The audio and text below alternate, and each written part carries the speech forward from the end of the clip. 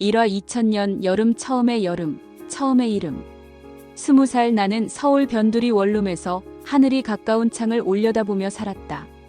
은행나무가 이파리를 흔들 때마다 내 이름이 흔들리는 것 같아 창틀에 팔을 올리고 바람을 샜다. 그 여름 학교 도서관 복도에 차가운 바람이 지나가고 누군가가 내 앞에 떨어뜨린 연습장을 주워주었다. 그의 이름은 민우였다. 낯익은 듯 낯선, 오래전부터 알고 있었던 사람처럼. 그날 우리는 같은 책을 잡았고 같은 페이지를 넘겼고 같은 문장을 웃었다. 나는 우연을 믿지 않던 사람인데 그날만은 우연히 운명에게 자리를 내주는 것을 보았다.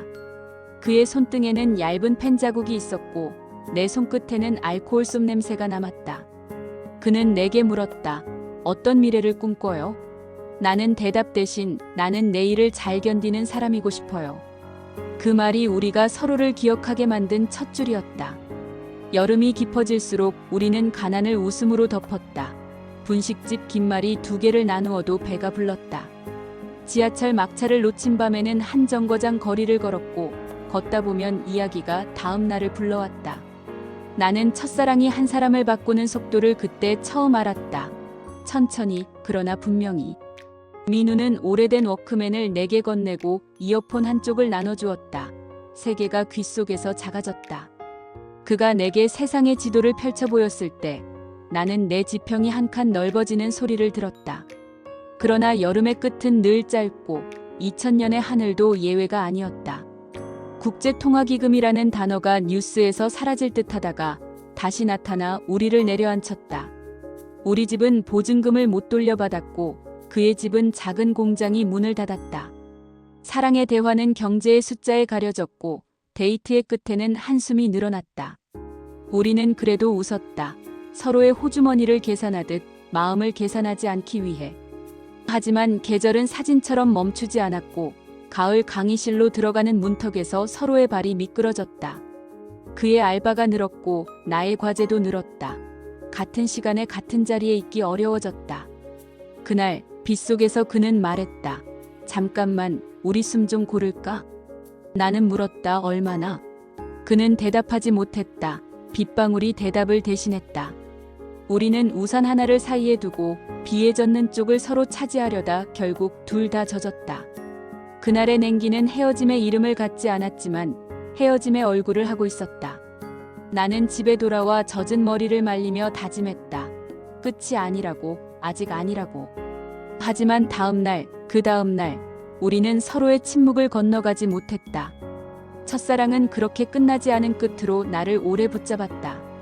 나는 일기를 썼다. 오늘, 민우의 빈자리까지 저녁을 차렸다. 그리고 어딘가에서 2번째 계절이 시작되는 소리가 들렸다. 2화 2003년 겨울 다시 만나는 법. 시간은 흘렀고 나는 졸업을 다급히 당겨야 했다. 집의 사정이 매서웠다. 교정은 낙엽 사이로 빛이 쏟아졌고 나는 도서관 대신 취업 카페에 앉아 이력서를 썼다. 한 칸, 한 줄, 내 생을 요약하는 문장들이 내 마음보다 성실해 보였다. 그해 겨울, 지하철 2호선 강변역 플랫폼에서 나는 민우를 다시 보았다. 기적처럼, 우연처럼. 그의 코트는 낡았고 눈빛은 더 깊어져 있었다. 상처가 잘 아문 사람의 눈빛이었다. 잘 지냈어? 그 한마디에 3년이 녹아내렸다. 마치 녹슨 자물쇠가 툭 하고 풀리듯. 우리는 오래 묻어둔 근황을 꺼내놓았다. 무사한 척, 괜찮은 척, 그래도 솔직하게. 그는 새벽 배송을 하고 낮에는 학원을 다닌다고 했다. 내가 알던 그 꾸준함이었다. 나는 콜센터에서 계약직으로 일한다고 했다. 목소리로 웃고 끊고 나서 울 때도 있다고. 플랫폼 바람은 매서웠지만 그 바람이 우리 사이의 공기를 맑게 해줬다. 강변역 카페에 앉아 뜨거운 종이컵을 손난로처럼 쥐고 우리는 3년치 대화를 탕비실처럼 비웠다. 말이 끝나갈 때쯤 그는 조용히 말했다. 그때 내가 도망쳤어. 나는 고개를 저었다. 우리 둘 다 어려웠어. 그게 전부야. 사과와 용서가 동시에 테이블 위에 놓였고 둘 다 천천히 식었다. 우리는 다시 만나기로 했다. 거창한 약속 대신 소박한 반복으로. 목요일마다 같은 버스 정류장에서 같은 시간에 서로의 하루를 두 손으로 들어올리기로. 몇 번의 목요일이 지나자 우리는 예전보다 더 가난했지만 덜 불안했다.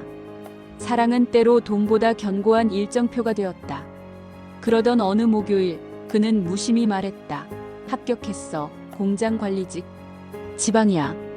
축하가 내 입술까지 올라왔다가 내 마음의 끝에서 미끄러졌다. 얼마나? 적어도 2년. 우리의 목요일은 달력에서 사라졌고 나는 똑바로 그를 바라보며 물었다. 우린 어떻게 하지? 그는 고개를 숙였다. 이번엔 내가 안 놓을게. 왕복을 해볼게. 나는 웃었다. 믿고 싶은 사람에게만 가능한 웃음으로. 그 겨울밤 한강바람은 더 찼지만 내 손끝은 오래 따뜻했다.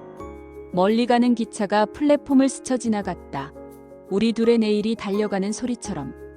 다음 장면으로 넘어가는 문은 열려 있었고 우리는 잠깐 서성이다가 함께 걸어 들어갔다. 3화 2005년 봄 멀어지는 시간의 속도. 그가 지방으로 내려가고 우리의 하루는 시간표를 맞추는 일이 되었다. KTX의 출발 시각이 우리 감정의 기복처럼 오르내렸다. 그는 일주일에 한 번, 어떤 주는 한 달에 한 번 올라왔다. 그 히스토리는 영수증처럼 지갑에 쌓였다. 나는 사무실 야근을 마치고 서울역으로 달려가 승강장 끝에서 그를 기다렸다. 멀리서 손을 흔드는 그의 모습이 보이면 그날의 피로는 전광판처럼 꺼졌다. 우리는 짧게 만나 길게 헤어졌다. 사랑의 평균은 늘 부족했다. 기차 문이 닫히는 순간마다 내 마음 한 귀퉁이가 찢겨나갔다. 우리는 잘 지내는 법을 배웠고 동시에 잘 헤어지는 법도 배웠다. 2005년 봄 벚꽃은 벚꽃대로 피었지만 우리의 캘린더는 꽃잎처럼 지워졌다. 그는 어머니의 병간호까지 떠안았고 나는 집 대출 보증 문제로 은행을 드나들었다. 어른이 되는 건 사랑을 덜어내고 책임을 더하는 일이라는 걸 알게 됐다. 어느 날 통화 중에 그의 목소리가 살짝 떨렸다. 엄마가 많이 안 좋아.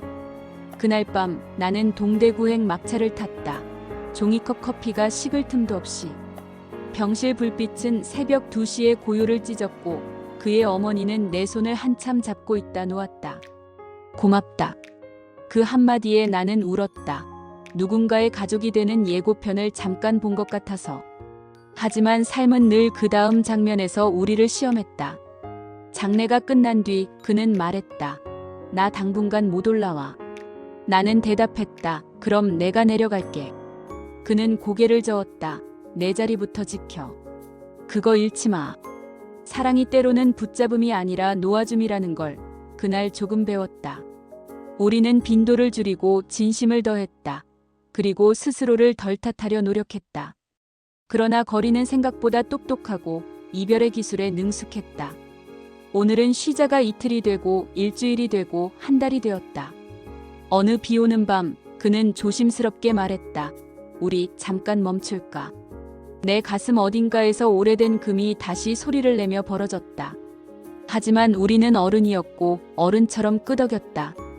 그날 내가 마지막으로 본 것은 역 플랫폼 끝에서 뒤돌아보지 않는 그의 어깨였다. 나는 그 뒷모습에 고맙다고 미워한다고 사랑한다고 한꺼번에 속삭였다. 그리고 봄은 지나갔고 나도 지나갔다. 4화 2008년 가을 다시 도시의 불빛 아래. 일은 나를 놓아주지 않았고 나는 일에 매달려 나를 잊었다. 팀이 바뀌고 프로젝트가 터지고 새벽 택시에서 야식 냄새가 따라왔다. 가끔 TV에서 재탕되는 로맨스 드라마를 보며 나는 내 로맨스의 재방송을 상상했다. 어느 날 회사 로비에서 한 손 꽃다발을 들고 서 있는데 엘리베이터가 열리며 민우가 내려왔다. 하필이면 그가 내 회사 납품업체 담당자가 되어 있었다. 도시의 불빛은 밝았고 우리의 표정은 더 밝은 척했다. 오랜만이야. 응, 오랜만. 두 줄이면 충분한 인사가 사실은 몇 해치 대화였다.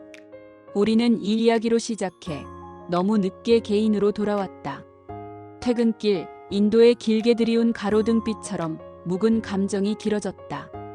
그는 예전보다 말수가 줄었고 나는 예전보다 단단해졌다. 둘의 변화가 서로를 낯설게 했고 그 낯설미 오히려 안전했다. 우리는 조심스럽게 아주 조심스럽게 다시 식탁을 마주했다. 그는 아버지의 사업부도 이야기를, 나는 내 동생의 실직 이야기를 꺼냈다. 불행은 나눌수록 가벼워지는 줄 알았는데 대신 근육처럼 우리 어깨에 붙었다. 그럼에도 불을 끄지 못하는 감정은 있었다. 불씨는 늘 작은 데서 산다. 그날 밤 그는 묻지 않았다. 나는 재촉하지 않았다. 우리의 침묵은 오해가 아니라 배려에 가까웠다. 며칠 뒤 거래처 문제로 작은 오해가 생겼고 그의 상사가 폭언을 했다는 소식이 들렸다. 밤늦게 그는 사과 문자를 보냈다. 너한테 피해가게 해서 미안. 나는 답했다. 우리 사이를 일로 줄이지 말자. 그 문장이 다시 놓지 않겠다는 내 쪽의 은근한 선언이었다. 우리는 늦가을에 커피 대신 국물을 찾는 사이가 되었고 첫눈 소식 대신 서로의 감기를 걱정하는 사이가 되었다.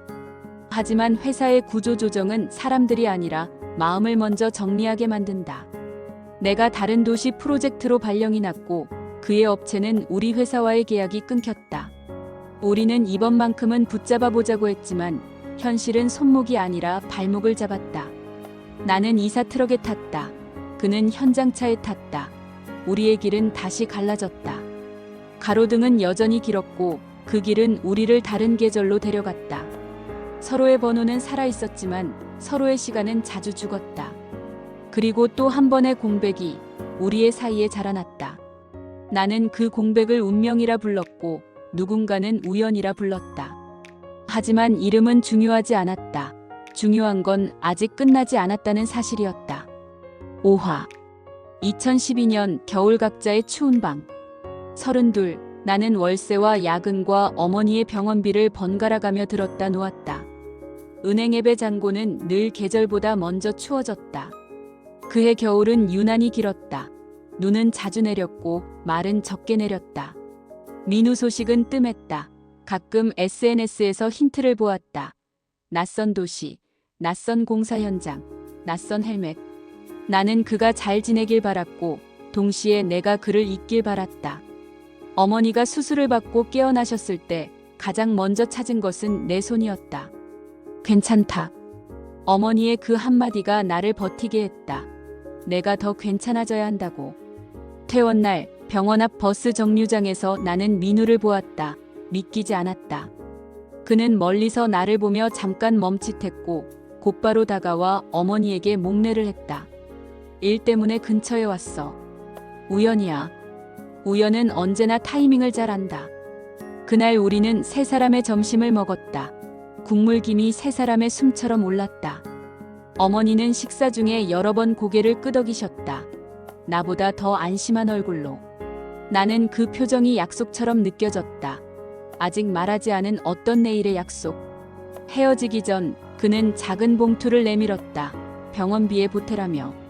나는 단호히 거절했다. 하지만 그의 손이 내 손보다 더 단호했다. 내가 나한테 해준 것보다 한참 모자라. 그 문장은 계좌 이체처럼 마음에 찍혔다. 겨울바람이 세게 불었고 우리는 각자의 방으로 돌아갔다. 그 추운 방에서 나는 오랜만에 따뜻한 생각을 했다. 사랑은 어쩌면 번듯한 관계명이 아니라 서로의 추위를 덜어주는 몸짓의 총합일지도 모른다고. 그러나 따뜻한 생각이 길을 비추기 시작할 때 늘 그렇듯 그림자도 길어졌다. 회사에서 구조 개편이 시작되었고 나는 명단의 끝에서 이름을 보았다. 그날 밤 전화를 걸까 말까 수십 번 망설이다가 결국 아무에게도 걸지 못했다. 내가 내 삶의 주인이라는 말을 믿고 싶었고 그래서 더 외로웠다. 책상 서랍에서 오래전 무선 이어폰 대신 유선 이어폰을 찾아 끼고 옛 노래를 틀었다. 그 노래는 2000년 여름의 바람과 2003년 겨울의 플랫폼을 함께 불러왔다. 나는 눈을 감고 한참 울었다. 울음이 끝나도 눈물이 계속됐다. 그리고 다음 날 아침 다시 출근했다. 살아야 했으니까. 6화 2015년 봄 다시 같은 도시. 이동이 잦던 프로젝트가 끝나고 나는 드디어 서울 본사로 복귀했다. 복도 끝 창문으로 들어오는 봄빛이 새로 바뀐 산의 카펫을 더 밝게 보이게 했다. 회사 메신저에 새 협력사 명단이 올라왔다. 민우의 회사 이름이 내 시야를 잡아챘다. 회의실 문이 열리고 그는 팀과 함께 들어왔다. 그 순간 시간은 다시 도입부처럼 맑아졌다. 서로의 눈빛이 닿는데 1초, 서로의 표정이 정리되는데 2초가 걸렸다. 회의는 일처럼 흘렀지만 테이블 아래 우리의 다리는 같은 박자를 밟고 있었다. 점심자리에서 그는 묻지 않았다. 나는 캐묻지 않았다. 대신 밥을 천천히 씹었다. 천천히 씹는 동안 우리는 같은 속도로 과거를 삼켰다. 오후에 갑자기 시스템이 다운되고 현장을 가야 했다. 그는 운전을 자처했다. 차 창밖으로 봄비가 내렸고 와이퍼가 리듬을 탔다. 그 리듬이 우리의 오래된 대화처럼 편안했다. 그는 말했다. 내가 내 앞에 있으면 나는 덜 무섭다. 나는 답했다. 내가 내 옆에 있으면 나는 덜 외롭다. 그 간단한 교환이 우리가 잃어버린 시간을 조금 돌려주었다. 현장에서 밤까지 잡혀 분식집에 앉아 라면과 김밥을 나눴다. 첫 여름의 식탁이 겹쳐졌다. 계산대 앞에서 사장님이 던진 말, 두 분 오래됐죠? 우리는 동시에 웃었고 동시에 침묵했다. 오래됐지만 오래된 사이가 아닌. 돌아오는 길, 그는 신호에 걸린 차 안에서 아주 작은 목소리로 말했다. 다시 해볼까? 나는 숨을 들이마셨다. 내 안에 수많은 변수들이 동시에 기침을 했다. 이번엔 우리를 먼저 두자. 일도 가족도 그 다음에. 그는 고개를 끄덕였다. 빠르게도 느리게도 아니고 딱 오늘의 속도로. 집에 돌아와 현관에 기대 섰을 때 핸드폰이 울렸다. 그의 문자였다. 내일은 내가 정해. 우리는 그걸 따라가면 돼. 나는 대답했다. 내일은 걸어가자. 우리 걸음으로. 봄밤의 미세한 바람이 커튼을 스쳤고 커튼은 오랜만에 무언가를 반짝였다. 나는 알았다. 이야기가 다시 흐르기 시작했다는 것을. 그리고 이번에는 더 오래가게 해보겠다고. 다음 에피소드의 문이 조용히 그러나 확실히 열리고 있었다. 7화 2016년 여름 우리가 정한 속도, 세계가 정한 변수. 여름은 빨랐고 우리는 느렸다. 서로의 속도를 다치지 않게 맞추는 일이 사랑의 절반이라는 걸 그 해에 처음 배웠다. 우리는 주말마다 목록을 만들었다. 해야 할 일 말고 같이 하고 싶은 일들의 목록. 한강변 자전거, 북촌 골목 걷기, 오래된 극장 재개봉 영화, 심지어 같은 책을 제각기 다른 속도로 읽기. 목록은 늘어났고 실천은 줄었고 대신 웃음이 늘었다. 민우는 현장 소장을 맡아 더 바빠졌고 나는 팀 리더가 되어 더 무거워졌다. 회의가 길어질수록 통화는 짧아졌고 짧을수록 진심은 더 단단해졌다. 오늘은 목소리만 듣자. 그 말이 어떤 날엔 포옹보다 더 컸다. 어머니 병원 정기검진에 민우가 동행했다. 병원 복도 의자에 나란히 앉아 같은 번호표를 쥐었다. 어머니가 잠깐 주무시는 사이 그는 아주 조심스럽게 내 손을 덮었다. 나는 손을 빼지 않았다. 대신 손등을 살짝 뒤집어 그의 손을 받았다. 그 작은 뒤집힘이 우리 사이의 커다란 고백이었다. 그날 밤 집에 돌아오니 동생에게 전화가 와 있었다. 회사 그 얘기 들었어? 나는 몰랐다. 우리 회사 인수설, 사무실에 번지는 소문, 사람들 눈빛의 불안. 월요일 아침 로비의 화분이 다른 위치로 옮겨져 있었고 전광판의 회사 로고가 임시 이미지로 바뀌어 있었다. 작은 변화들이 일상의 균형을 흔들었다. 사랑도 같이 흔들렸다. 민우는 웃으며 말했다. 흔들릴 때 같이 서 있자. 나는 대답했다. 넘어질 것 같으면 먼저 소리쳐. 그 약속은 간단했지만 지키려면 두 사람의 온 힘이 필요했다. 한밤중 급히 현장에 나가야 한다는 그의 전화. 나는 택시에 올라 그가 있는 곳으로 향했다. 비가 쏟아졌고 가림막이 쿵쿵 울렸다. 우리는 빗속에서 짧은 우산을 나눠 들었다. 이럴 때 왜 오냐라며 그가 웃었고 이럴 때 안 오면 언제 오냐라며 내가 웃었다. 억수 같은 비가 우리를 적셨지만 그날의 침묵은 기이하게 따뜻했다. 내일은 조금씩 우리 삶을 갉아먹었고 우리는 조금씩 우리의 시간을 되찾는 법을 배웠다. 요일 하나를 우리 요일로 봉인했고 그 요일만큼은 누가 뭐래도 서로의 것. 캘린더에 잠금을 걸듯 마음에도 잠금을 걸었다. 하지만 세계의 변수는 늘 우리의 잠금보다 능숙했다. 인수 확정, 조직 개편, 내 자리의 변화, 그의 현장 사고 소식, 다행히 인명피해는 없었지만 밤이 깊게 패였다. 우리는 서로의 등을 세게 토닥였고 2번, 3번 숨을 고르고 다시 걸었다. 7월의 마지막 주말, 우리는 목록에서 아무것도 하지 않기를 체크했다. 아무것도 하지 않았는데 하루가 가득 찼다. 같은 방에서 다른 책을 읽고 서로의 페이지를 방해했다. 밤 베란다 창틀에 팔을 괴고 바람을 쐈다. 20살 때처럼. 민우가 말했다. 가끔은 처음으로 돌아간 것 같아. 나는 답했다. 우리가 한 번도 완전히 떠나지 않았으니까. 그 말이 그해 여름의 결론이었다. 그리고 우리는 또 다음 페이지로 조용히 넘어갔다. 8화 2017년 봄. 좋은 비밀과 나쁜 비밀의 경계. 봄은 장난이 심했다. 좋은 소식과 나쁜 소식을 같은 봉투에 넣어 건넸다. 회사에서 승진이 났다. 내가 아닌 내 옆자리 동료에게. 축하하는 박수 사이에서 왼손의 박자와 오른손의 박자가 미세하게 어긋났다. 민우는 반대로 현장평가 최고점을 받았다. 상여가 나왔다. 그의 웃음은 오래 묵혀둔 햇살 같았다. 우리는 서로를 축하했고 내 조용한 상실은 그의 기쁨에 묻었다. 괜찮아? 라는 그의 질문에 나는 괜찮아. 를 너무 빨리 말했다. 그때부터 작은 비밀이 생겼다. 나를 지키기 위한 비밀인지 우리를 멀게 하는 비밀인지 모를. 어머니의 검진에서 작은 이상 소견이 나왔고 추가 검사가 잡혔다. 민우에게 말할까 말까 말을 꺼내다 삼키는 횟수가 늘었다. 그는 퇴근길마다 내 근처를 맴돌았고 나는 퇴근길마다 집과 다른 카페 사이에 숨어 시간을 늘렸다. 어느 저녁 그는 못 본 척할 수 없는 얼굴로 말했다. 나한테 숨기지 마. 나는 그제야 털어놓았다. 회사의 불안, 어머니의 검사, 내 좁아진 숨. 그는 가만히 듣고 가만히 내 어깨를 잡았다. 고치려 들지 않고 곁에만 있었다.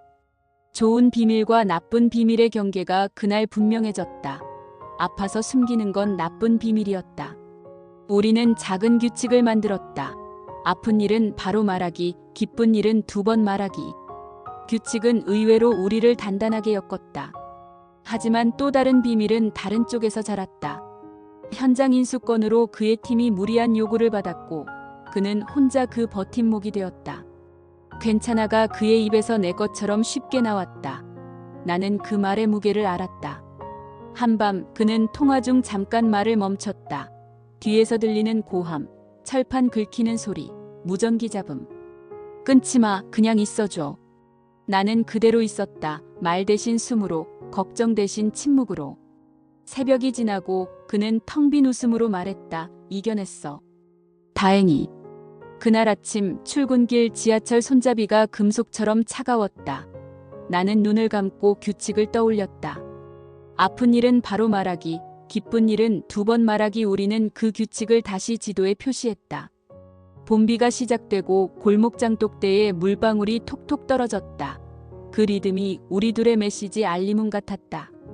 어머니의 추가 검사는 다행히 큰 문제 없다는 결과로 돌아왔다. 그 기쁜 소식을 나는 3번 말했다. 2번 말하기로 되어 있었지만 3번째는 내 몫의 감사였다. 우리는 눈을 맞추고 웃었다. 봄날을 제대로 맞이한 얼굴로. 그러나 누군가의 봄은 늘 누군가의 겨울을 밟고 온다. 회사에 소문이 돌았다. 인수 후 구조조정 2차. 내 팀이 포함될 가능성.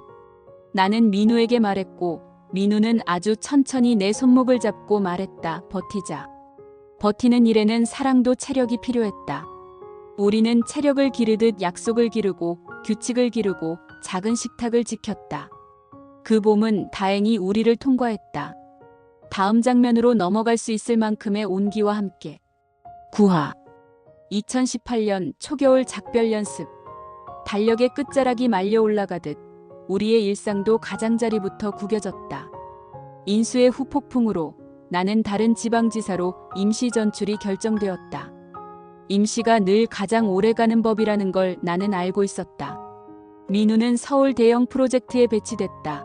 주중 야간, 주말 비상. 같은 도시를 벗어나지 못하는데 같은 시간대에 만나지 못하는 아이러니. 우리는 장거리 연애보다 어려운 근거리 장거리를 시작했다. 같은 하늘 아래에서 서로를 그리워하는 건 생각보다 잔혹했다. 퇴근 후 나는 고속버스 시간표와 그의 교대표를 손에 들고 퍼즐을 맞췄다. 퍼즐은 자주 한 칸씩 모자랐고 모자람이 우리를 훈련시켰다. 우리는 짧게 만나 더 짧게 헤어졌고 헤어질 때 더 길게 웃으려 했다. 초겨울 첫눈이 왔다. 그날 우리는 같은 눈을 보고 다른 곳에서 서 있었다. 민우가 사진을 보냈다. 그의 빌딩 옥상 난간에 쌓인 눈. 나는 사진을 보냈다. 버스터미널 플랫폼 철제 의자에 소복이 앉은 눈. 사진 사이의 거리만큼 우리 사이의 거리가 정확히 측정되는 기분이었다. 어느 밤 계획했던 만남이 현장 사고로 취소되었다. 그는 미안하다고 5번 말했다. 나는 괜찮다고 6번 대답했다. 5번보다 한 번 더 많은 괜찮아는 사실 괜찮지 않다는 신호였다. 전화를 끊고 나는 빈 방에서 작은 작별 연습을 했다. 등 뒤에 손을 얹고 스스로를 토닥였다. 사랑이란 예고 없는 결석을 용인하는 마음의 근육이라는 것을 알았다. 주말 결국 우리는 만났다. 그러나 너무 피곤했다. 카페 의자에 앉아 서로의 하품이 겹쳤고 겹친 하품 사이로 조용한 미안함이 피어났다. 이렇게까지 해야 하나? 라는 질문이 혀끝까지 올라왔다가 우리는 동시에 삼켰다. 우리는 싸우지 않았다. 싸울 기운도 없었다. 대신 다음을 약속했다. 약속이 우리 사이에 혈액처럼 돌았다. 초겨울 바람은 유리창을 얇게 두드렸고 우리는 그 소리에 맞춰 숨을 골랐다. 헤어질 때 나는 그의 코트를 매만졌고 그는 내 목도리를 고쳐 매줬다. 그 손길이 그날의 모든 대화였다. 작별 연습이 더 이상 연습이 아니게 되지 않기를 바라며 우리는 각자의 밤으로 돌아갔다. 그리고 나는 내 마음의 플러그를 뽑지 않으려 애썼다. 꺼지면 다시 켜기 어렵다는 걸 알기에. 10화 2019년 봄 오해의 그림자, 희생의 그림자. 봄은 다시 왔고 이번엔 조금 더 밝은 색이었다. 나는 본사 복귀 통보를 받았고 민우의 프로젝트도 막바지로 접어들었다. 그러나 밝은 색일수록 작은 얼룩이 잘 보였다.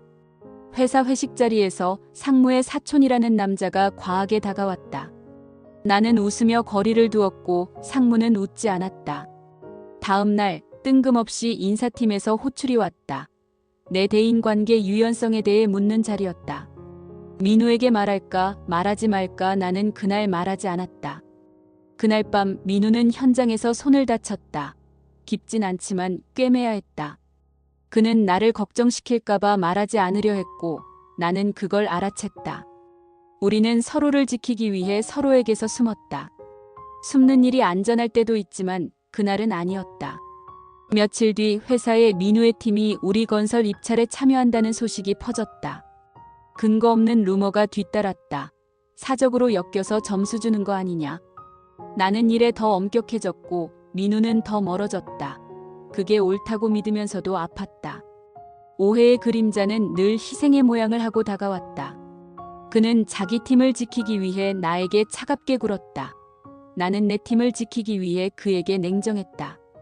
회의실 문이 닫히는 소리가 우리 사이의 문이 닫히는 소리처럼 들렸다. 밤 그는 내게 메시지를 썼다가 지웠다. 나는 전화를 걸었다가 끊었다. 다음 날 현장 시찰에서 작은 사고가 났다. 발판이 흔들리며 그가 잠깐 중심을 잃었다. 나는 본능적으로 달려가 손을 뻗었고 우리의 손이 공중에서 허겁지겁 만났다. 안도와 분노가 동시에 치밀었다. 왜 나한테 말 안 해? 너도. 서로의 너도가 서로의 가슴을 찔렀다. 그날 밤 우리는 길게 걸었다. 한강 다리 아래까지. 민우가 말했다. 내가 먼저 아플게. 너는 덜 아파. 나는 고개를 저었다. 그건 사랑이 아니야. 같이 아프고 같이 낫는 게 사랑이야. 그 말이 그 밤의 등불이 되었다. 우리는 오해의 그림자를 하나씩 걷어냈고 희생의 그림자에도 불을 비췄다. 돌아오는 길 벚꽃이 가로등빛에 흩날렸다. 우리 둘의 어깨 위에 조용히 내려앉았다. 나는 속으로 다짐했다. 숨지 말자. 숨으면 잃는다. 다음 주 나는 인사팀에 정식 문제 제기를 했고 민우는 팀 회의에서 내 이름을 빌미로 한 농담을 끊었다. 그 작은 선언들이 봄을 봄답게 만들었다. 그리고 우리는 그 해의 한 페이지를 서로의 펜으로 함께 넘겼다. 11화 2019년 여름 마지막 여름 같았던 여름. 장마전선이 도시 위에 눕듯 오래 머물렀다. 습도는 높았고 사람들의 인내심은 낮았다. 우리는 매주 한 번 계획 없이 만나보기로 했다. 무계획의 계획. 버스 종점에서 내려 막 내려놓은 비닐 천막 아래 서서 비가 멈추길 기다렸다. 우리 잘하고 있는 걸까? 민우가 물었다. 나는 고개를 끄덕였다. 잘하고 있어. 지금 여기 있잖아.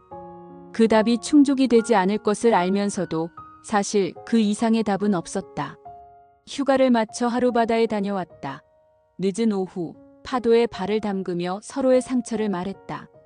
그는 아버지 빚 대신 갚은 이야기, 나는 집안 보증으로 겪은 구체적인 금액들을 말했다.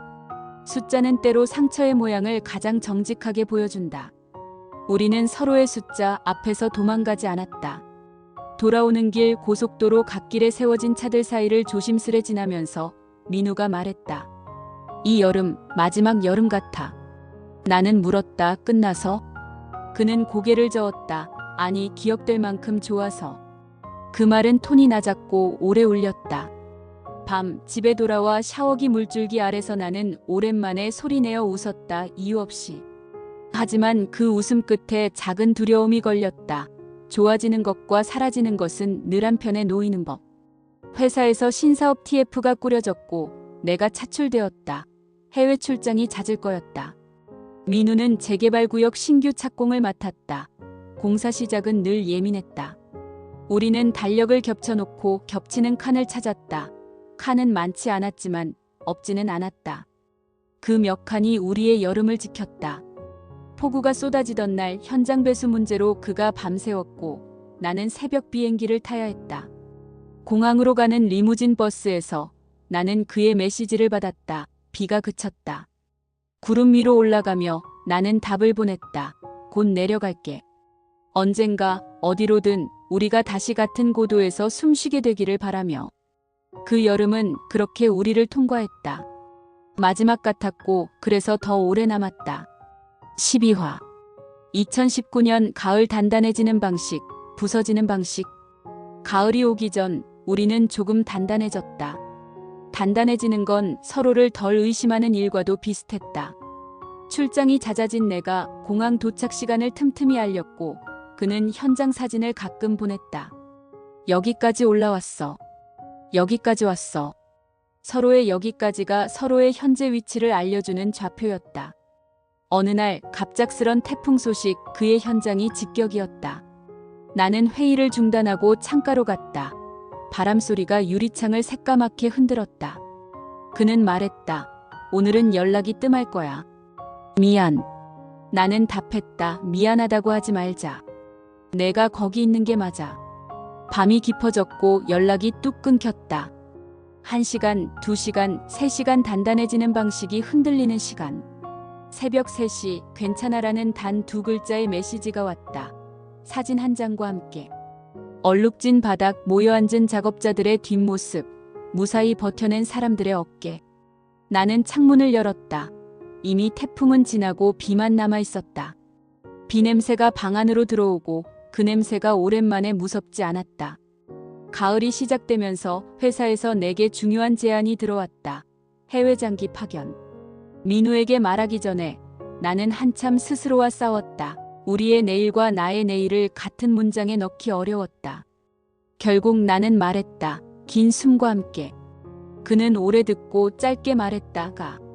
나는 고개를 들지 못했다. 정말. 그는 웃었다. 내가 가야 우리가 간다. 단단해지는 방식은 때로 서로를 멀리 보내는 일이었다. 부서지는 방식은 서로를 붙잡다 같이 넘어지는 일이었다. 우리는 단단해지기를 택했다. 부서지지 않기 위해서. 가을 하늘은 높았고 우리의 마음은 낮았다. 낮은 마음이 서로에게 기대기 쉬웠다. 그날 밤 우리는 오래 통화했다. 소리의 온도가 따뜻해질 때까지. 그리고 서로에게 약속했다. 떨어져 있어도 같은 방향으로 걷겠다고. 가을은 그렇게 우리의 발목에 약속을 묻고 지나갔다. 다음 계절, 다음 도시, 다음 변수들을 향해 우리는 같은 쪽으로. 13화 2020년 봄 거리두기. 그러나 더 가까워진 목소리. 봄은 닫힌 문으로 왔다. 회사 메신저는 전원 재택으로 깜빡였고 도시의 소음은 리모컨처럼 꺼졌다. 나는 식탁을 책상으로 바꾸고 컵라면을 달력으로 바꾸고 넓은 침묵을 일정표로 바꿨다. 민우의 현장은 멈출 수 없었다. 멈추면 무너지는 구조물들이 있었다. 우리는 서로의 가장 바쁜 시간대만 피해 통화했다. 새벽과 새벽 사이, 틈과 틈 사이. 휴대폰은 우리 사이의 유일한 창문이었고 창문 너머로 바람 대신 숨이 드나들었다. 오늘은 몇 명? 내가 물으면 그는 숫자 대신 조심스런 한숨으로 답했다. 뉴스 속 그래프가 가파르게 올라갈수록 우리의 목소리는 낮고 느리게 내려갔다. 창밖의 벚꽃은 아무 일 없다는 듯 피었고 그 무심함이 오히려 위로가 되었다. 나는 마스크를 재봉틀로 꿰매어 어머니와 이웃에게 돌렸다. 손은 바빴고 마음은 덜 무서웠다. 민우는 현장 입구에 체온계를 들고 섰다. 소장도 때로 문지기가 된다. 저녁이면 우리는 같은 영화를 틀고 다른 집에서 동시에 재생을 눌렀다. 웃음 포인트가 어긋나도 좋았다. 어긋남이 우리를 특별하게 만들었다. 어느 밤 아버지 친구의 확진 소식이 전해졌고 집안 분위기가 얼음장처럼 조용해졌다. 나는 민우에게 전화 대신 음성 메시지를 보냈다. 울음과 말 사이의 길이만큼. 그는 밤새무 앉은 차 안에서 답을 남겼다. 여기 있어. 올 때까지 들어줄게. 거리두기는 몸을 떼어놓았지만 마음의 거리를 오히려 촘촘히 재개했다. 우리는 새 규칙을 추가했다. 아픈 소식은 바로 알림, 무서운 소식은 숨 대신 공유. 규칙은 우리 사이의 가드레일이었다. 취하지 않고 흔들리지 않게. 봄비가 유리창에 맺혔다. 바깥은 희미했고 집안의 색이 선명해졌다. 나는 엄마의 장독대에 김치를 더 눌러 담았다. 버무린 양념처럼 마음을 꾹 눌러 담았다. 민우는 현장 숙소에서 컵라면에 김치를 올려 먹었다. 내 집 김치라 그런지 덜 매워. 그 말이 내 하루의 당이었다. 한참 뒤 우리 동네에 드라이브 스루 선별진료소가 생겼고 나는 자원봉사 접수를 눌렀다. 민우는 말렸다. 내가 거기까지 용감할 필요 없어. 나는 웃었다. 누군가는 용감해야 나머지는 겁낼 수 있지. 우리는 서로가 서로를 말리면서도 서로의 선택을 밀어주었다. 밤 창틀에 팔을 괴고 우리는 같은 달을 봤다. 각자의 하늘에서. 그 달은 우리를 중간에서 잡아당기는 동그라미 같았다. 보고 싶다. 라는 말을 아껴두었는데 그날은 먼저 꺼냈다. 그도 숨을 길게 내쉬고 말했다. 나도. 아주. 그 아주가 길었다. 벚꽃 길이만큼. 그리고 우리는 통화를 끊지 않은 채 잠들었다. 화면을 베개처럼 깔고. 거리는 멀었고 마음은 닿았다. 닫힌 봄은 그렇게 우리에게 길을 하나 더 열어줬다. 14화 2020년 여름 숨은 영웅과 보이지 않는 멍. 여름은 조용히 더웠다. 현장은 펄펄 끓었고 재택은 미지근하게 끓었다. 나는 오전엔 화상회의, 오후엔 보고서, 밤에는 자원봉사로 하루를 접었다. 민우는 땀을 마스크로 적셨다. 새 마스크를 아껴 쓰는 법을 배웠다. 우리는 시차를 사귄 연인처럼 서로의 낮과 밤을 번갈아 살폈다. 어느 날 현장에서 확진자가 나왔다. 라인이 멈췄다. 민우는 전원검사와 동선 체크, 진두지휘의 얼굴 뒤에 감춘 두려움. 그는 두려움을 나에게 말하지 않으려 했다. 나는 그걸 알고 먼저 말했다. 무서우면 무섭다고 하자. 그날 밤 그는 아주 잠깐 울었다. 차 안, 창문과 창문 사이, 와이퍼가 눈물을 대신 쓸었다. 나는 그 울음을 칭찬했다. 울 줄 아는 사람은 무너지지 않는다. 며칠 후 검사 결과가 나왔다. 다행히 확산은 막았다. 우리는 다행이라는 단어를 천천히 씹었다. 맛이 느껴질 때까지. 한편 회사는 비용 절감을 이유로 내 팀원을 줄였다. 생존자 미안증이 목에 걸렸다. 나는 남겨진 사람의 얼굴로 남겨지지 못한 사람들의 책상을 정리했다. 그날의 골칫거리는 쓰레기 봉투가 아니라 마음의 무게였다. 저녁 민우가 배달로 족발을 보냈다. 뜨끈한 국물과 함께. 포스트잇엔 한 줄. 오늘은 내가 영웅. 나는 웃으며 한 줄을 추가했다. 내일은 내가. 우리는 서로의 하루를 번갈아 구해냈다. 여름비가 장대처럼 쏟아진 밤, 나는 골목 천막을 잡아줬다. 바람에 날아갈까봐. 전화기 너머로 민우의 숨이 가빴다. 엘리베이터가 고장난 현장, 사람들을 걸어서 내려보내는 중이라고. 나는 그의 발을 상상했다. 계단 끝에서 끝까지 왕복하는 발. 그 상상만으로도 종아리가 저렸다. 우리는 각자 눈에 보이지 않는 멍을 만들었다. 자부심 모양의 멍. 한밤 전기가 잠깐 나갔다. 아파트는 칠흑처럼 잠겼다. 캔들 하나를 켰다. 불꽃이 흔들리고 내 영이 벽을 타고 길어졌다. 그 길어진 영이 마치 민우의 팔처럼 느껴져 나는 고개를 기대었다. 불꽃은 금방 줄었지만 기대는 오래 남았다. 여름은 그렇게 기운 빠질 틈을 주지 않고 우리를 지나갔다. 그리고 남은 건 서로가 서로에게 보낸 짧은 메모들. 서랍을 열면 견딜만해지는 메모들. 15화. 2020년 가을 우리가 지킨 것, 우리가 놓친 것. 가을은 방역 단계와 함께 높낮이를 달리했다. 만남은 허락과 금지 사이에 줄을 탔고 계획은 공지문을 보며 수정됐다. 우리는 허락된 오후를 낚아채듯 만나 커피를 마셨다. 테이크아웃, 벤치 뛰어앉기. 눈이 마주치면 웃음이 먼저 나왔다. 만나지 못한 날들의 이자. 그가 내게 작은 상자를 건넸다. 얇은 은목걸이, 펜던트 앤 점 하나. 보고 싶을 때 찍어둔 도면에서 너를 표시하던 점. 나는 목에 걸며 말했다. 그럼 나도 너의 기준점. 그 말이 오글거렸지만 그날만큼은 용인됐다. 한편 어머니의 혈압이 갑자기 튀었다. 응급실은 10,000원이었다. 나는 새벽까지 보호자 의자에 앉아 플라스틱 팔걸이를 손수건으로 감쌌다. 민우는 병원 주차장에서 기다렸다. 올라오지 못하고 내려가지도 못하고. 우리의 사랑은 그날 엘리베이터 앞에서 멈춰 서 있었다. 동이 틀 때쯤 상태가 안정됐다. 우리는 한숨을 길게 내쉬었다. 햇빛이 병실 바닥을 천천히 밀고 들어왔다. 그 속도로 마음도 풀렸다. 며칠 뒤 내 파견 연장이 취소되고 대신 본사기획실로 호출되었다. 기회라는 이름과 부담이라는 이름이 같은 봉투에 담겨왔다. 나는 민우에게 말했다. 그는 잠시 숨을 고르고 말했다가 너 잘할 거야. 그의 믿음은 내 사다리였다. 하지만 그 믿음 위로 오를수록 우리 사이의 층간소음이 커지는 게 두려웠다. 연휴 전날 갑작스레 현장 이슈로 그가 못 나왔다. 예약한 숙소는 빈 방이 되었고 방 안엔 내 그림자만 남았다. 나는 빈 침대에 누워 한참 천장을 봤다. 천장 석고보드의 미세한 선들이 지도를 닮았다. 지금 우리가 어디쯤 서 있는지 지도가 알려주지 않았다. 퇴실 시간, 프런트 직원이 다음에 꼭 같이 오세요. 라고 말했다. 나는 웃었다. 네, 다음엔. 그 다음이 언제일지 알 수 없었지만 다음이라는 단어가 우리를 버텨주었다. 가을은 그렇게 우리가 지킨 것과 놓친 것을 동시에 적어두고 넘어갔다. 그리고 메모하다낸 작은 별표 아직 가능.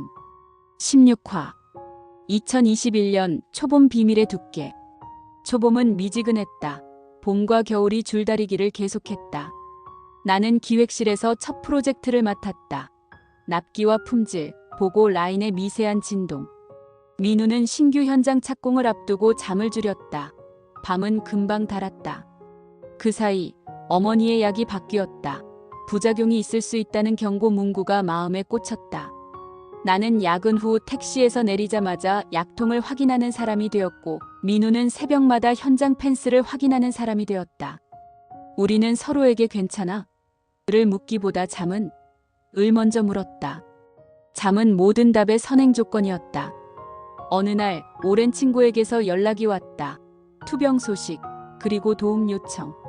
나는 민우에게 털어놓았다. 그 친구와의 오래된 인연, 그리고 지금 필요한 현실적 도움. 그는 단박에 말했다. 같이 돕자. 우리는 병원비 모금 링크를 돌리고 서로의 작은 통장을 더 작게 만들었다. 그 와중에 내 프로젝트의 외부 감사가 떴다. 위층의 노림수 같은 일정. 나는 팀을 지키기 위해 몇 가지 불합리한 절차를 조용히 막아냈다. 티내지 않고. 민우도 현장 하청의 부당단가이나 요구를 버텼다. 얼굴로, 서명으로, 책임으로. 우리 둘 다 각자의 전선에서 좋은 싸움을 했다. 하지만 좋은 싸움도 피고는 똑같았다. 밤, 통화 중 잠깐의 침묵이 길어졌다. 말보다 숨이 많아지는 밤. 그때 문자가 왔다. 친구의 상태 악화. 나는 말끝을 흐린 채 뛰어나갔다. 민우는 이유를 묻지 않았다. 다음 날 그는 도시락을 내 문 앞에 놓고 갔다. 영양죽과 손편지. 편지엔 4줄 말하지 않아도 알림. 알지만 묻지 않음. 묻지 않지만 곁에 있음. 곁에 있음으로 말함. 그 4줄이 그날의 모든 위문이었다. 초봄의 바람은 차가웠지만 우리의 어깨엔 담요가 얹힌 것 같았다. 비밀은 여전히 있었지만 그 두께가 얇아졌다. 얇아진 만큼 서로의 체온이 더 쉽게 통과했다. 우리는 괜찮지 않아도 괜찮은 법을 천천히 익혔다. 그리고 다음 페이지 모서리를 살짝 접어두었다. 다시 읽고 싶은 문단처럼. 17화. 2021년 늦봄 같은 방향, 다른 속도. 늦봄은 초록색으로 소리쳤다. 나는 프로젝트 중간 보고를 통과했고 민우의 현장은 안전 우수 표창을 받았다. 잔잔한 축배를 들 틈도 없이 각자의 다음 일이 바로 붙었다. 같은 방향을 본다고 해서 같은 속도로 걸을 수는 없었다. 퇴근 시간 지하철에서 내려 골목 슈퍼 앞을 지나는데 민우가 서 있었다. 서프라이즈. 그는 웃었고 나는 그 웃음에 기댔다. 우리는 슈퍼에서 즉석 떡볶이를 사해진력공원 벤치에서 나눠 먹었다. 고추장 양념이 젓가락 끝에 남았고 그는 종이컵 물로 입술을 적셨다. 순간 아무 이유 없이 설렜다. 우리가 아직 이런 장면을 소유하고 있음에.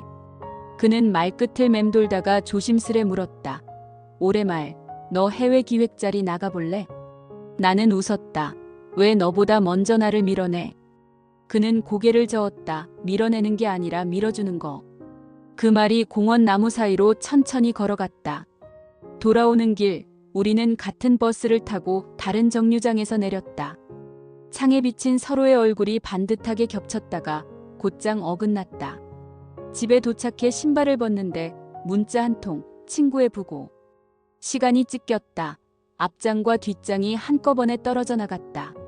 장례식장에서 마스크 위로 울음이 번졌다. 눈물은 방역 지침을 따르지 않았다. 민우는 뒤에서 내 어깨를 받쳤다. 무게를 나눠들었다. 밤늦게 빈소박 자판기 커피를 마시며 우리는 오래 묵은 말을 꺼냈다. 우리 혹시 언젠가 놓치게 될까? 민우가 답했다. 우리는 놓칠 때도 같이 있을 거야. 충분하지 않은데 이상하게 충분한 대답. 늦봄의 공기는 차분했고 마음은 어수선했다. 같은 방향으로 다른 속도로 우리는 그 문장을 외우듯 반복했다. 그리고 각자의 다음 날을 향해 아주 천천히 발을 들었다. 18화.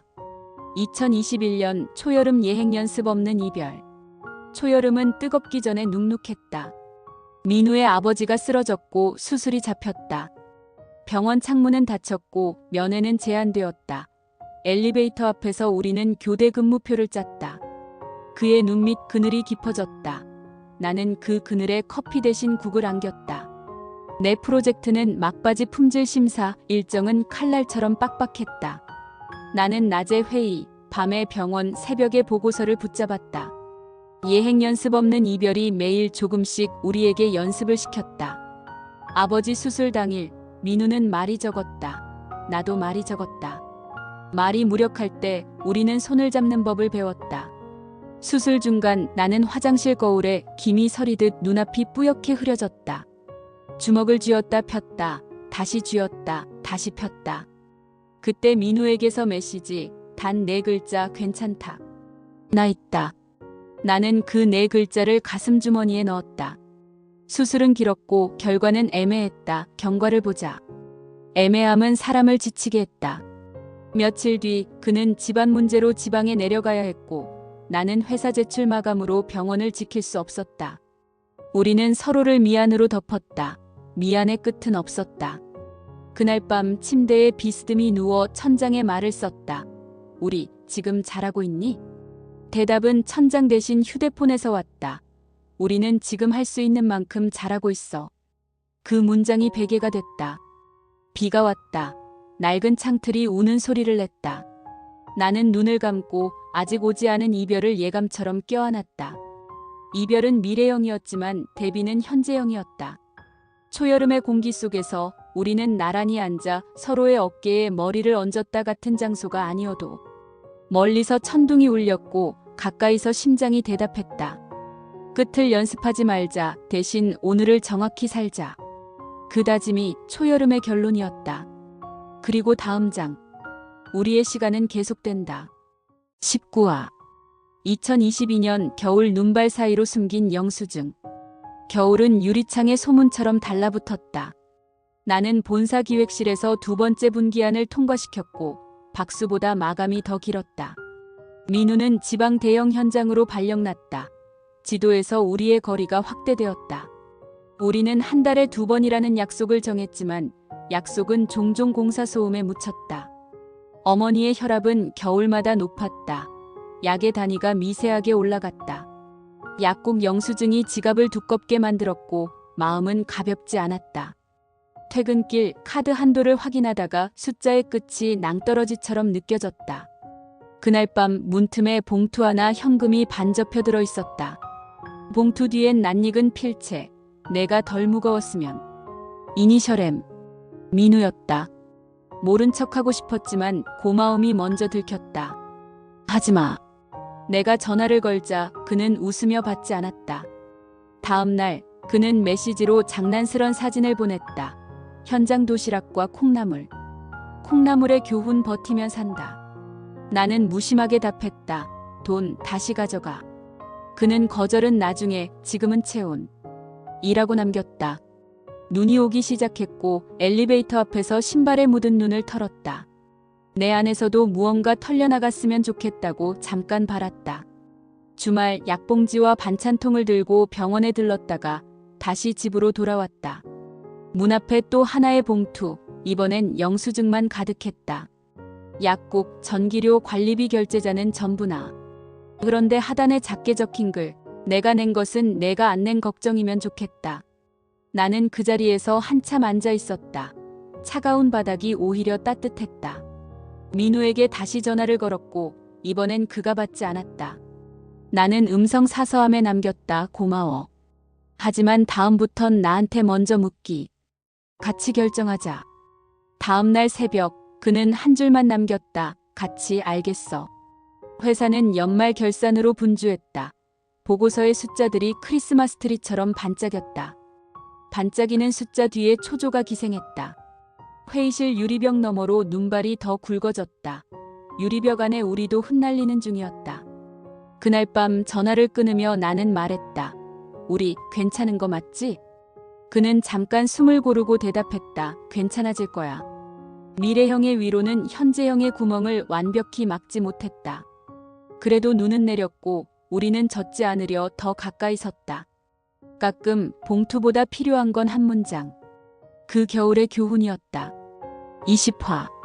2022년 봄 돌아오지 못한 봄나들이. 봄은 마스크 아래에서도 향기가 났다. 회사 야외 워크숍이 잡혔고 나는 간만에 운동화를 신었다. 민우는 공정지연으로 주말 근무. 전화 속 그의 목소리엔 햇볕이 덜 들었다. 워크숍 장소는 강가였다. 바람이 예의 바르게 불었다. 나는 팀원들과 사진을 찍었고 사진 속 내 웃음은 꽤 그럴싸했다. 낮 민우에게 사진을 보냈다. 봄 인증. 그는 봄 부럽. 이라고 답했다. 오후 프로그램 중 감사 편지 쓰기가 있었다. 나는 누군가의 이름 위에 펜을 오래 머물렀다. 민우에게 혹은 나 자신에게. 결국 나 자신에게 썼다. 견딘 나에게. 하루하루 작은 승리를 지켜낸 너에게. 편지를 접어 주머니에 넣는데 전화가 왔다. 어머니가 넘어졌다는 이웃의 연락. 나는 행사장을 빠져나왔다. 택시가 봄을 가로질러 달렸다. 응급실 앞에서 민우에게 전화를 걸자 그는 바로 받지 못했다. 문자만 왔다. 바로 올라갈게. 어머니의 엑스레이엔 금이가 있었다. 다행히 큰 수술은 피했다. 석고가 굳는 동안 우리도 굳었다. 밤늦게 민우가 도착했다. 먼지와 땀 그리고 미안. 그는 묵묵히 보호자 의자를 내 손과 바꿨다. 이제 내가 자. 나는 고개를 저었다. 같이 앉자. 둘이 한 의자에 앉았고 불편했지만 나쁘지 않았다. 새벽 어머니가 잠시 깨서 우리를 번갈아 보았다. 너희 결혼은 언제 하니? 대답 대신 웃었다. 농담을 주고받을 계절이 아니었다.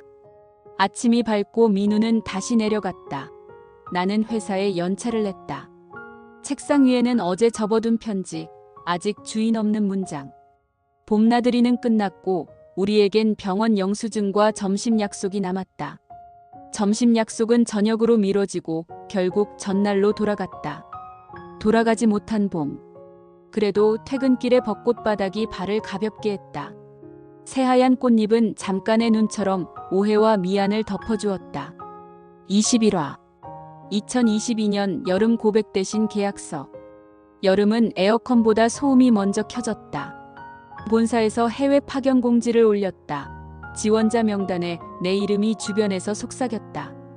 팀장은 내 성과를 칭찬했고 나는 망설임의 크기를 가늠했다. 민우에게 말을 꺼내자 그는 아주 천천히 고개를 끄덕였다. 내 시간은 넓어야 해. 그 말은 허락보다 축복에 가까웠다. 그런데 내 가슴은 뜨겁지 않았다. 무거웠다. 같은 날 민우는 장기 프로젝트 계약을 성사시켰다. 그의 이름이 계약서에 굵게 박혔다. 우리는 각각 다른 종이에 서명했다. 미래가 서로 다른 폰트였다. 축하하자는 말이 입에서 맴돌다 삼켜졌다. 축하와 작별은 어휘가 가까웠다. 밤 화상통화로 건배를 했다. 내 잔엔 맥주, 그의 잔엔 이온 음료. 화면 속 그는 웃었고 나는 웃었다. 하지만 두 웃음 사이에 아주 얇은 유리가 있었다. 가을에 발령나면 2년. 내가 말했다. 2년이면 24개월. 그가 답했다. 숫자를 세는 우리. 사랑은 숫자에 약하다. 며칠 후 어머니가 재활 스케줄을 시작했고 나는 주 3회 동행했다. 사무실과 병원을 오가는 동안 파견 지원서를 열었다 닫았다. 10번 열고 11번 닫았다. 결국 제출 버튼을 누르지 않았다. 그날 밤 민우가 물었다 냈지? 나는 잠깐의 침묵으로 대답했다. 그는 아무 말도 하지 않았다. 대신 내일 새벽 현장 조식 사진을 보냈다. 국에 밥 말아 먹어. 생각이 덜 나. 나는 그 사진을 보며 밥을 말아 먹었다. 생각이 덜 났다. 다음 날 팀장에게 불려가고 나는 솔직히 말했다. 지금은 집에 더 있어야 할 것 같습니다. 팀장은 고개를 끄덕였고 비고란에 작은 점을 찍었다. 점 하나가 어떤 계절을 바꾸기도 한다. 여름은 더웠고 우리는 각자의 선택으로 조금 멀어졌다. 그러나 멀어짐은 끝이 아니라 형태였다. 우리는 형태를 바꿔 계속 붙어 있었다. 22화 2023년 초봄 내가 모르는 너의 영웅담. 초봄 복도 끝 화분에서 새잎이 올라왔다. 어머니는 지팡이 없이 2걸음을 걸었고 그 2걸음이 우리 집의 뉴스였다. 나는 팀에서 후배들을 맡아 프로젝트를 굴렸다. 책임의 무게가 등판에 딱 맞았다. 민우는 현장 종합중공업, 잠이 줄었다. 자랑과 걱정이 공존하는 시기. 한밤에 후배가 실수로 큰 계약을 누락했다. 나는 욕 대신 방안을 냈다. 문제를 수습하고 임원 보고를 깔끔히 마치고 엘리베이터 거울에 비친 나를 보았다. 괜찮았다. 아니, 꽤 괜찮았다. 그날 저녁 집 앞 우편함에 작은 소포, 보내는 사람 이름은 없다. 안에는 낡은 수첩과 사진 몇 장, 그리고 메모. 당신이 모르는 당신의 기록. 수첩에는 지난 2년 내가 봉사한 시간과 프로젝트 성과, 병원 동행 날짜까지 모든 작은 선이 날짜별로 적혀 있었다. 사진에는 내가 마스크에 김서린 채 장바구니를 든 모습, 병원 대기 중 졸다 깬 표정, 후배에게 간식 쥐어주는 뒷모습. 메모 끝엔 아주 작은 M. 민우였다. 그는 내 하루들의 영웅담을 내가 모르는 사이 기록해왔다. 나는 웃으며 울었다. 울며 웃었다. 전화 대신 편지를 썼다. 내 하루를 믿어줘서 고마워. 너도 너의 하루를 믿어.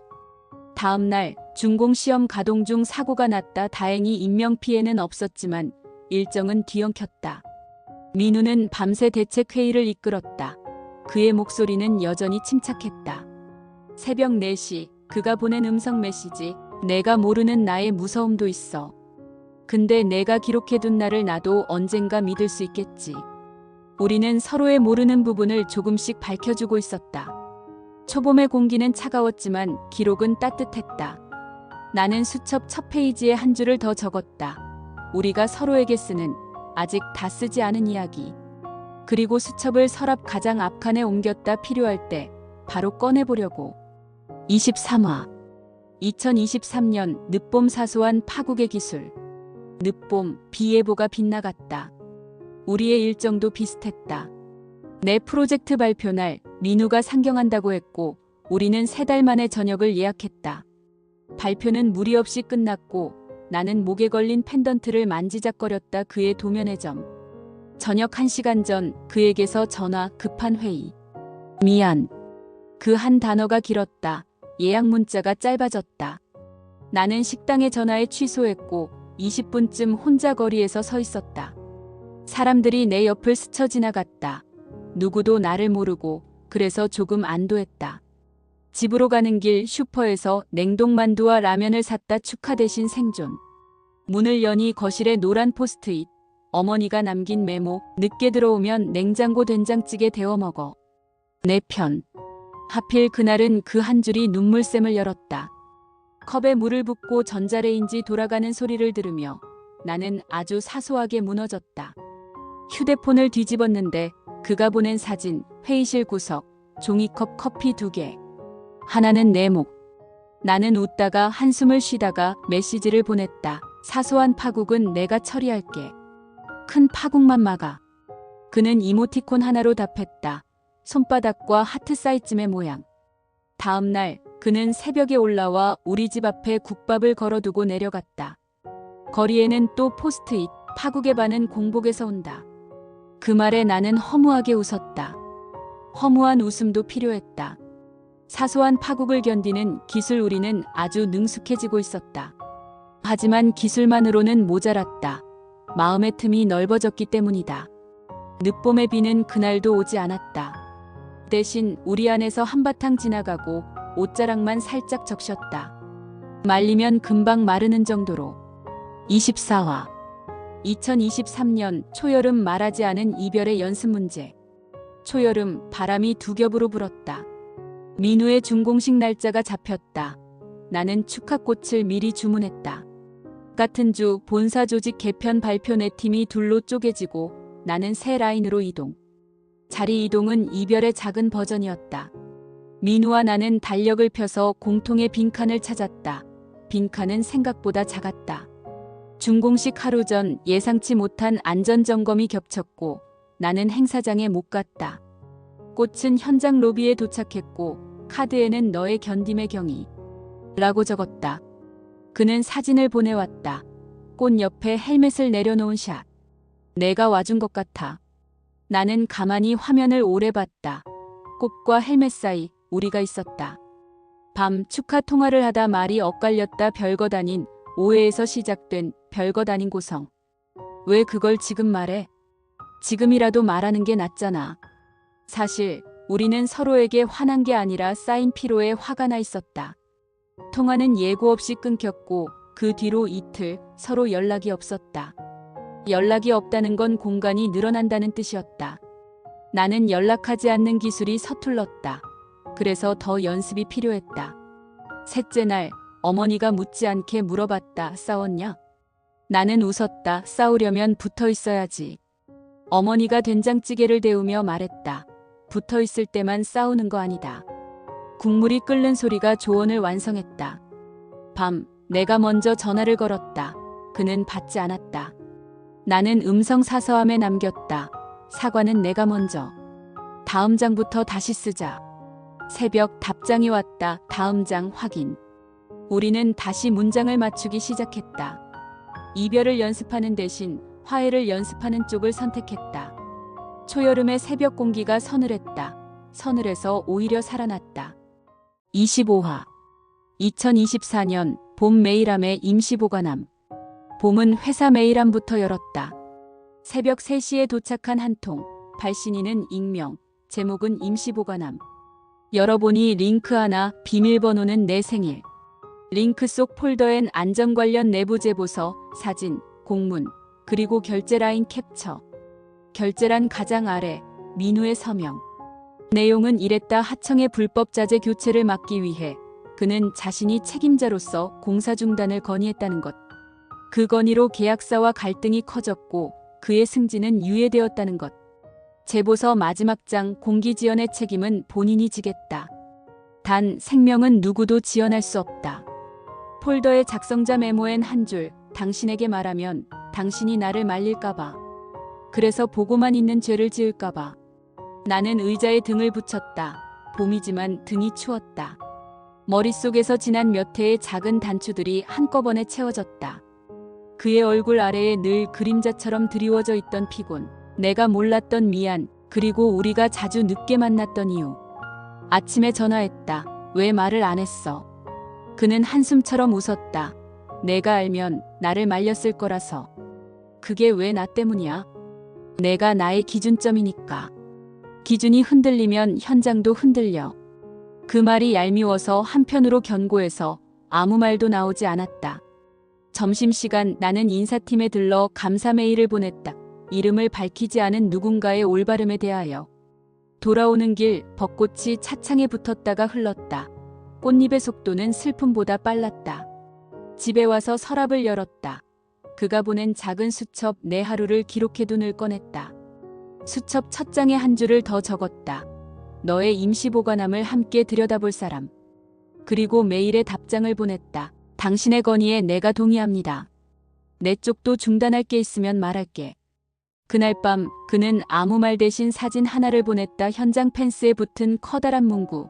중단은 후퇴가 아니라 안전의 다른 이름. 나는 그 사진을 휴대폰 배경으로 바꿨다. 화면을 켤 때마다 나도 조금은 덜 무모해지는 것 같았다. 봄은 유난히 반짝였고 우리는 그 반짝임에 눈부시지 않도록 서로의 그림자를 들춰서 나눴다. 26화 2024년 초여름 배달되지 못한 편지들. 초여름 현관 앞에 작은 박스. 보낸 사람은 민우의 여동생 오랜만의 이름. 박스 안에는 낡은 봉투들이 고무줄에 묶인 채 앉아 있었다. 봉투 겉면 2003, 2005, 2009 각기 다른 해의 우표와 소인. 모두 내 이름으로 갔다가 반송된 것들. 동생의 메모, 그때 엄마가 다 막았어. 이젠 당신에게 돌려줘. 손끝이 떨렸다. 젊은 날 남겨둔 외들이 한꺼번에 돌아왔다. 봉투를 하나씩 열었다. 투박한 글씨 민우의 문장. 너의 아버님 상가에 갔다가 멀리서만 보고 돌아왔다. 너를 흔들지 않으려고 내가 무너지는 쪽을 택해본다. 내가 너의 손을 잡으면 내가 나를 놓을까봐. 편지 사이사이엔 영수증과 영화표, 한 번도 같이 보지 못한 시간의 증거들. 나는 편지 더미 위에 이마를 올렸다. 종이 냄새가 먼 과거의 온도를 끌어왔다. 저녁에 민우에게 전화를 걸었다. 그는 동생에게 뭐라 했는지 먼저 물었다. 왜 지금? 이제는 우리가 알 권리가 생겼으니까. 그가 한참 말이 없었다. 오래된 복도를 통과하는 발걸음처럼. 그때 엄마가 내 편지를 가로챘다면서. 응. 우리 둘 다 몰랐지. 미워? 누구를? 나를. 아니. 미워하기엔 너무 오래 버텼어. 그는 아주 천천히 숨을 내쉬었다. 전화기 마이크가 바람을 닮았다. 그날 밤 나는 내 서랍도 털었다 보내지 못한 초안, 지우다 남은 문장, 제출하지 않은 지원서. 모두에게 모두가 있었구나. 다음 날 나는 봉투 하나를 다시 묶어 그의 여동생에게 보냈다. 당신의 오빠에게 돌려줘요. 배달되지 못한 나의 용서. 우체국 창구 밖으로 초여름 햇빛이 길게 넘어왔다. 빛은 아무것도 묻지 않고 다 비춘다. 우리는 그 아래에서 조금 덜 숨었다. 27화 2024년 가을 바닷가의 도면. 가을 회사에서 다시 해외 파견 공지를 올렸다. 이번엔 내 이름 옆에 팀장 추천 도장이 더 굵게 찍혔다. 같은 주 민우에게도 해외 초대장이 왔다. 사막의 도시, 세계가 주목하는 설비. 우리는 달력을 폈고 두 표를 올려놓았다. 비행기표와 영화표처럼. 겹치는 날은 놀랄 만큼 적었다. 결정 대신 하루의 여행을 택했다. 바닷가로 갔다. 사람 적은 평일 오후. 바람이 종이컵을 굴렸다. 모래 위에 도면처럼 길이 생겼다. 우리는 모래에 선을 그었다. 한 줄은 그의, 한 줄은 나의. 선과 선 사이에 점 하나. 우리의 기준점. 그가 웃었다. 그래도 기준점이 있다. 파도가 와서 선을 지웠다. 점만 남았다. 지워지는 것과 남는 것의 차이를 바다가 설명했다. 내가 먼저 말했다. 너도. 그가 바로 받았다. 우리가 사랑한다는 말은 서로의 길을 넓힌다는 뜻이었지. 붙잡는 게 아니라 같이 밀어주는 것. 우리는 같은 문장을 서로 입에 올렸다. 그리고 조건을 하나 달았다. 떠나기 전날 밤 같은 도시, 같은 시간, 같은 길. 그리고 같은 속도는 각자가 정하기. 돌아오는 길 차창에 노을이 눌어붙었다. 떨어질 듯 말 듯. 분명한 건 이번엔 포기가 아니라 선택으로 남길 거라는 것. 우리는 영화표 대신 비행기표를 확인하며 약속의 위치를 다시 찍었다. 점 하나. 가을은 결정의 계절이었다. 결론 대신 결정만 적고 넘기는 계절. 28화 2025년 초봄 손등의 붕대. 초봄 출국 D-30. 준비를 하려는데 민호에게서 밤중 전화 현장 사고. 그는 안전점검 중 부상을 입었다. 다행히 큰 골절은 아니었지만 손등에 깊은 상처 몇 바늘. 나는 첫 비행기로 내려갔다. 병실 문 앞에서 손소독을 지나 그의 침대 옆으로. 손등의 붕대가 하얗게 빛났다. 겨울의 잔설 같았다. 그는 웃으려 했고 웃음이 통증에 걸렸다. 괜찮다며. 괜찮아질 거야. 또 미래형. 이번만은 현재형이 필요했다. 나는 가방에서 사과를 꺼내 깎았다. 조심스럽게 그의 손 대신 내 손으로. 사과를 한 조각 입에 넣으며 그는 낮게 말했다. 무서웠어. 나는 고개를 끄덕였다. 나도. 무서움을 말로 올려놓는 일, 우리가 가장 늦게 배운 기술. 밤새 간호사 호출 버튼이 벨 대신 자장가처럼 울렸고 우리는 각각의 잠을 쪼개서 서로에게 붙였다. 아침 보호자 서류에 서명을 하며 문득 알았다. 가족난의 공백. 우리는 서로의 보호자였지만 서류의 보호자는 아니었다. 펜 끝이 잠깐 떨렸다. 그가 내 손목을 가볍게 눌렀다. 괜찮아. 나는 미소로 답했지만 종이 위의 떨림이 오래 남았다. 퇴원 수속을 돕고 나서 터미널로 향하는 길, 그는 장난처럼 물었다. 출국 미룰래? 아니. 잘했다. 간단한 문장 두 개가 서로의 등을 밀었다. 우리는 이번에도 붙잡음 대신 동의를 선택했다. 그의 손등 붕대가 햇빛에 반짝였다. 나는 마음속으로 서류의 빈칸을 접었다. 미래에 다시 펴보자고. 초봄 바람이 차가웠고 우리는 그 바람을 잠깐 탓했다. 헤어짐의 온도를 낮추려고. 29화 2025년 초여름 공항의 두 개의 편지함. 초여름 출국 D-1 우리의 조건을 지키는 날. 같은 도시, 같은 시간, 같은 길. 약속 장소는 처음 도면을 나눴던 공원. 벽돌 벤치에 앉아 우리는 가방에서 각자의 상자를 꺼냈다. 나는 보내지 못한 메일함을, 그는 말하지 못한 메모함을. 내 상자에는 지원서 초안, 사직서 초안, 제출하지 않은 사과문. 그의 상자에는 미발송 제보 사본, 반려된 휴가원, 작성했다 지운 프로포즈 메모. 우리는 서로의 미완을 읽었다. 정적이 아니라 존중으로. 너 나한테 청혼하려 했었네. 응. 내가 바쁘던 계절에. 왜 지웠어?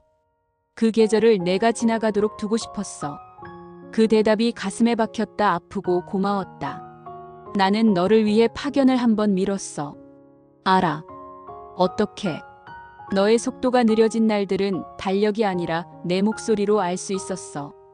우리는 서로를 오래 알았고 그래서 오래 오해했다. 이제야 같은 문장으로 번역하기 시작했다. 밤이 내려와 공원 가로등이 켜졌다. 우리는 가방을 닫았다. 내일 공항에는 환송 말고 안전 수송만 하자. 울지 말기. 울면 30초만. 우리는 규칙을 추가했다. 눈물의 상한선. 택시를 잡으려다 그는 말했다. 마지막으로 내가 좋아하는 국밥. 우리는 시장 골목으로 걸었다. 김이 서리고 수저가 부딪히는 소리가 따뜻했다. 식당 앞에서 헤어질 때 그는 손을 흔들지 않았다. 대신 손을 가슴에 얹었다. 나도 그 제스처를 따라했다. 여기. 초여름 밤 공기가 부풀었다. 터지지 않도록 우리는 조심히 집으로 돌아갔다. 30화 2025년 가을 반박자의 고백. 가을비가 도시를 적시는 저녁, 나는 약속도 없이 그 길을 걸었다. 익숙한 골목 끝, 신호등 불빛 아래에 누군가 서 있었다. 민우였다. 서둘러 오지도 않았고 기다리게 하지도 않은 그의 발걸음. 빨간불은 길게 이어졌고 그 사이 우리는 오래 묵혀둔 말을 꺼냈다. 나는 여전히 내 뒤에 있을 거야. 필요하면 옆으로, 그 다음은 내가 정해. 그의 낮은 목소리에 나는 웃으며 답했다. 그럼 오늘은 한 걸음만 옆으로. 우리는 동시에 옆으로 움직였다. 간격은 여전히 남아 있었지만 그 간격 속에 따뜻한 온기가 피어올랐다. 비가 더 굵어졌고 그는 우산을 내 쪽으로 기울였다. 어깨의 반은 젖었지만 그 반만으로도 충분히 설레었다. 내일은? 그가 물었다. 내일은 내가 정한 속도로. 대답을 마치자 그의 눈이 웃으며 떨렸다. 신호등이 파랗게 바뀌었지만 우리는 바로 걷지 않았다. 그는 잠시 머뭇거리다 내 손등에 손끝을 가볍게 스쳤다. 인사인지 고백인지 아직 이름 붙일 수 없는 감정. 나는 고개를 끄덕였다. 예스도 노도 아닌, 그러나 분명 계속의 끄덕임. 우리는 결국 서로 다른 방향으로 걸어갔지만 마음만큼은 같은 쪽으로 움직이고 있었다. 집문을 닫으며 나는 알았다. 사랑은 결론이 아니라 시작을 이어가는 용기, 그리고 그 용기는 오늘 우리에게 주어진 설레는 연습 문제라는 것을. 창밖에 남은 가을비 소리가 리듬을 탔다. 마치 우리의 내일을 예고하는 전주곡처럼. 나는 가만히 속삭였다. 민우야, 다음엔 반박자 늦지 말고 와줘. 그럼 내가 먼저 한 걸음 다가갈게.